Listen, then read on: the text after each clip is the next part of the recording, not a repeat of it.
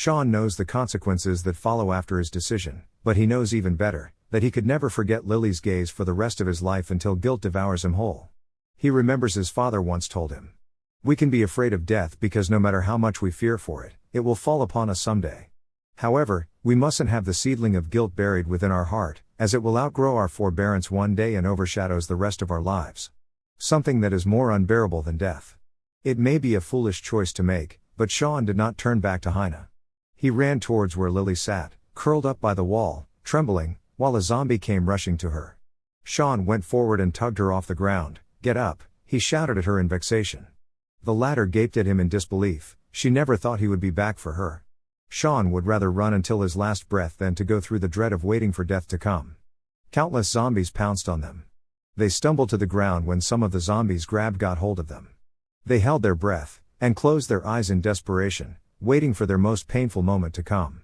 Yet, what greeted them was not the expected pain, but a cold tingling blow by his ear.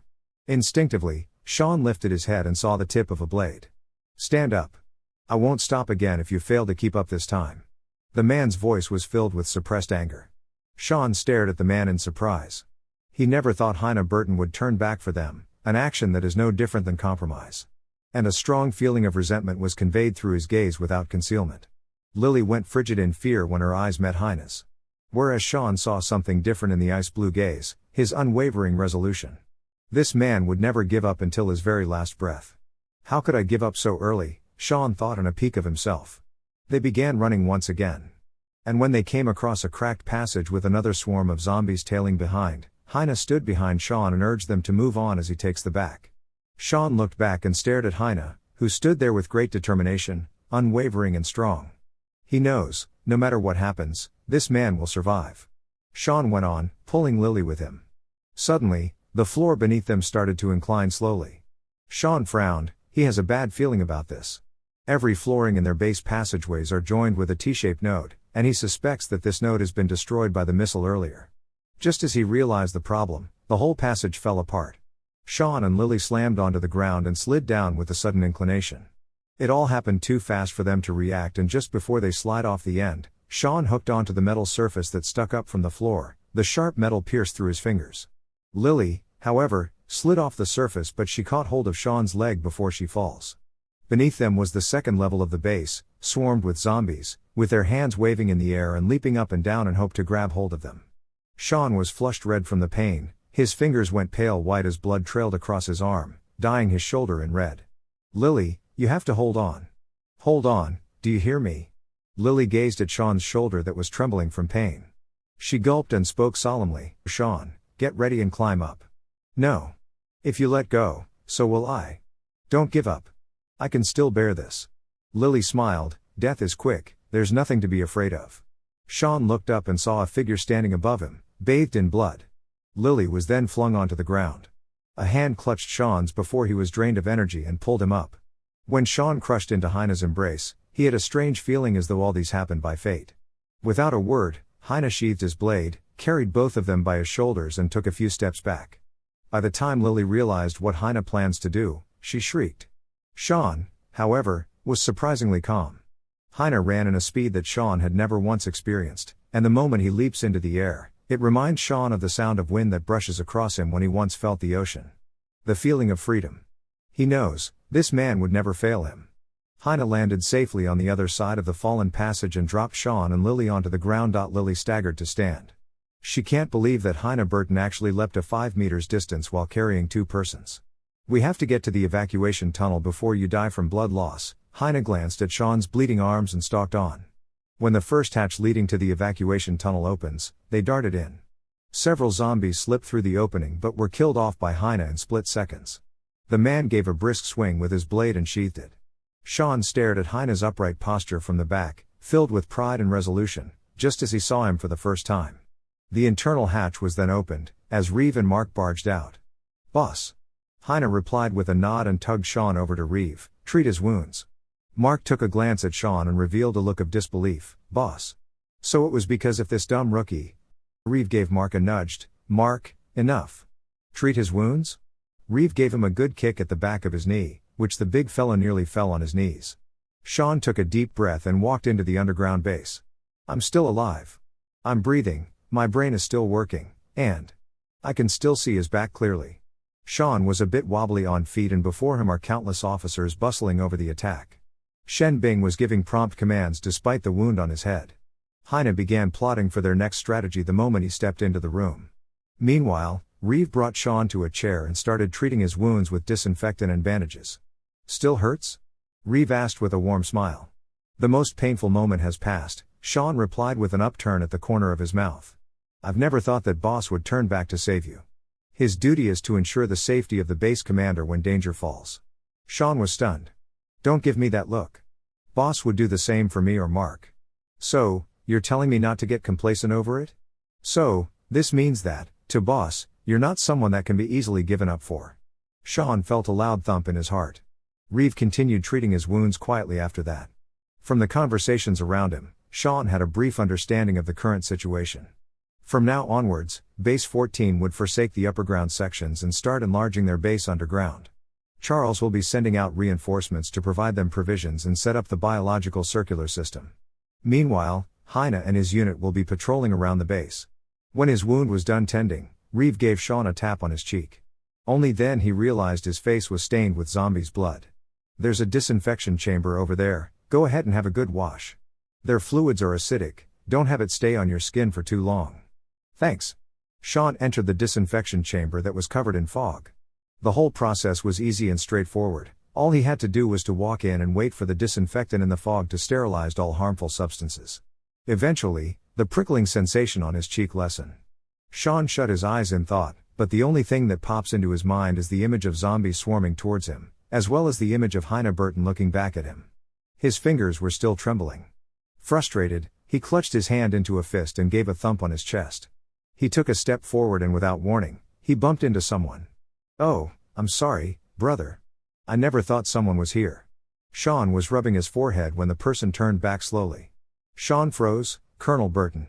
Heine looked unrealistically gentle within the fog, but his piercing cold gaze has Sean certain that this man is, indeed, Heine Burton. I'm sorry. Colonel. Despite his oppressing presence, Sean couldn't help but utter the words that had been troubling him. What are you sorry for? Heine's voice was plain and blatant, as though Sean's apology means nothing. All of a sudden, Sean found himself speechless. Should it be sorry for wasting your time and effort for coming back to save me? Or sorry for causing you trouble and doubting your capability in rescuing me? While Sean was lost in thoughts, Heine had turned around and disappearing into the fog. Suddenly, the man stops in his tracks. If I hadn't caught hold of you, were you going to let go of your hands? His voice as emotionless as always. No one wishes to die. Sean was taken aback by his question. So don't get all contented and self-satisfied, his voice of really low when saying this, until Sean can hardly understand what he means. Then he realized Heine had left the chamber without him knowing. Sean plodded to the exit and placed his palm on the sliding door. The images of Heine swing his blade to save him was replaying in his mind. Sean let out a long sigh, before stepping out of the door, mind cleared. So, there is only one thing he can do, to be stronger. Sean and some of the cadets are practically useless during this situation. Everyone is working in their own positions anxiously and earnestly, except for them, sitting in a corner, remaining silent to prevent trouble. Perhaps, it was too quiet to bear. Lily spoke to Sean in a low voice, thank goodness. Your face is all right. It was just some zombie's blood. Lily continued to fidget her fingers anxiously. Everything will be fine now, Sean assured her while covering his hand on hers. Thank you. No need to thank me. I did it because I've been secretly admiring you since year one. Sean thought to himself but never managed to say it out loud because Lily already has someone, a handsome young man with a promising future, Major Denzel. I find Colonel Burton really scary. Lily glanced at Heine from distance. The person in question was sitting in a corner, adjusting his armory. But he saved us. An officer came towards them. We're assigning rooms for everyone from the base. 6 in a room, but it seems that there are 8 of you cadets, including you, Lily Grand, a female cadet. Yes, officer, Lily saluted to him. The officer nodded in acknowledgement. You're assigned to room 8, you'll have the female liaison officers as your roommates.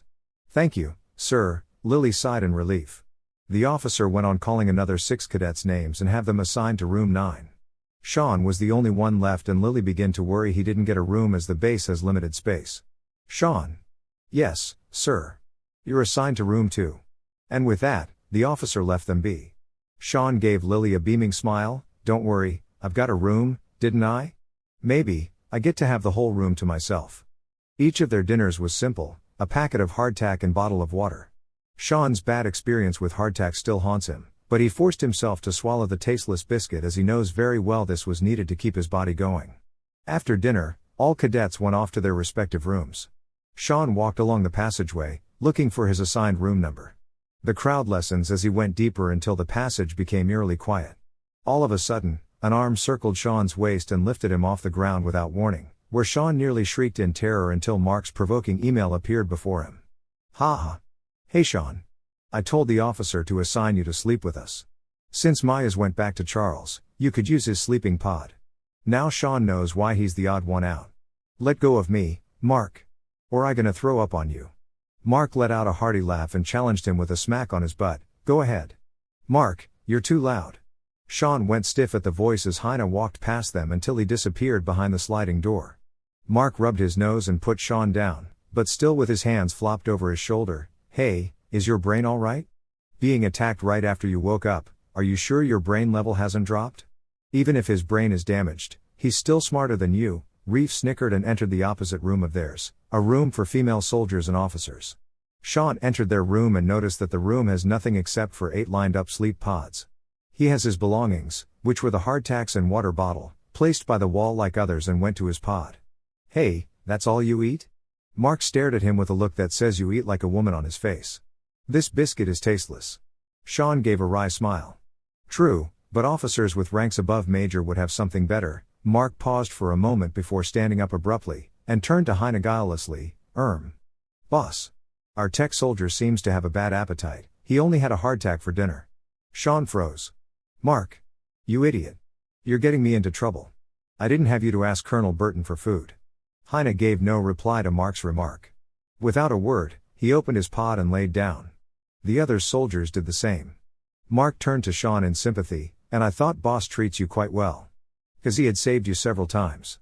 But it seems that he treats us better than you.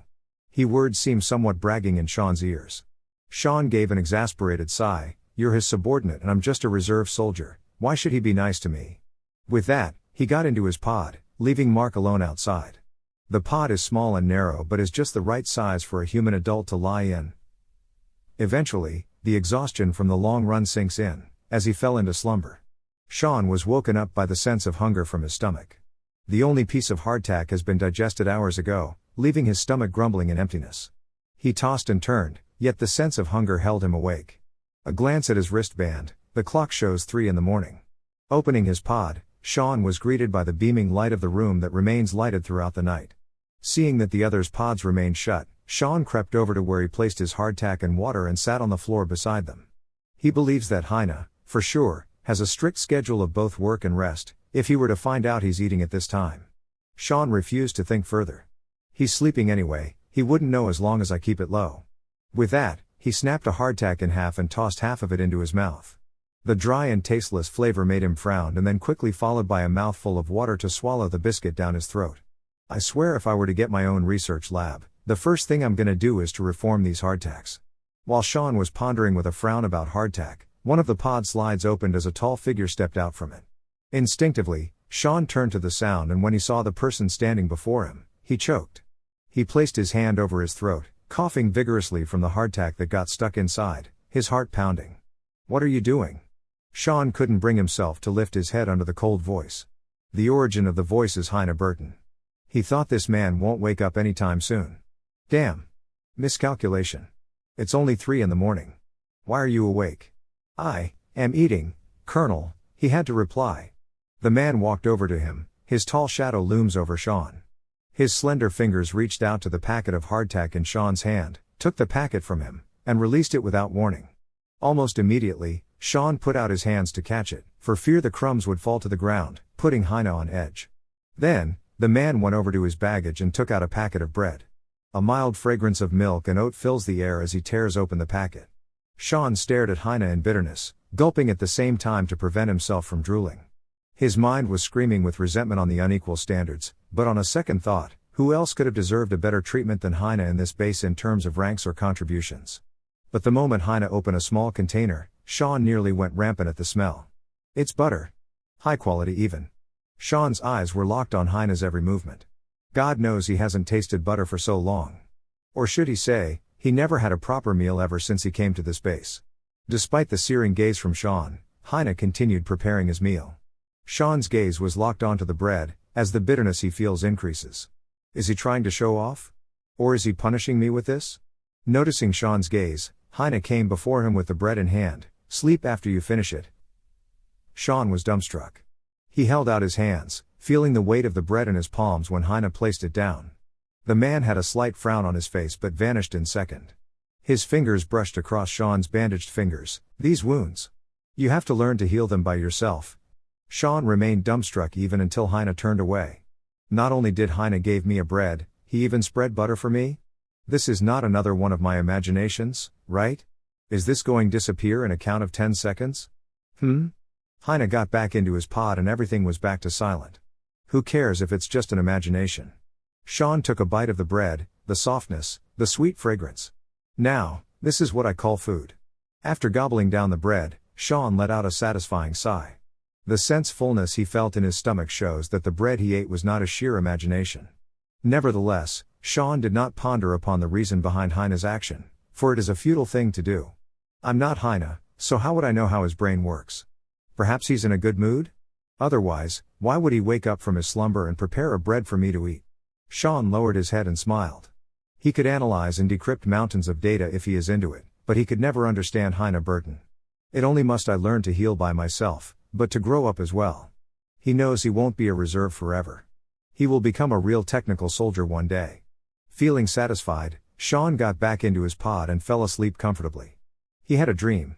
He dreamt that he was back in Charles, sitting around the table with his classmates, eating barbecue and drinking beers. And when everyone is concerning about their cadet level test next day, for once, Sean had the strong urge to pass the test, to become an A-ranked researcher that has a research lab of his own and for him to pursue the answers that he wants. Hey! Rookie! Wake up! Rookie! Sean waves his hands in annoyment. Hey! Wake up, rookie! Sean was dragged out from his sleep pod.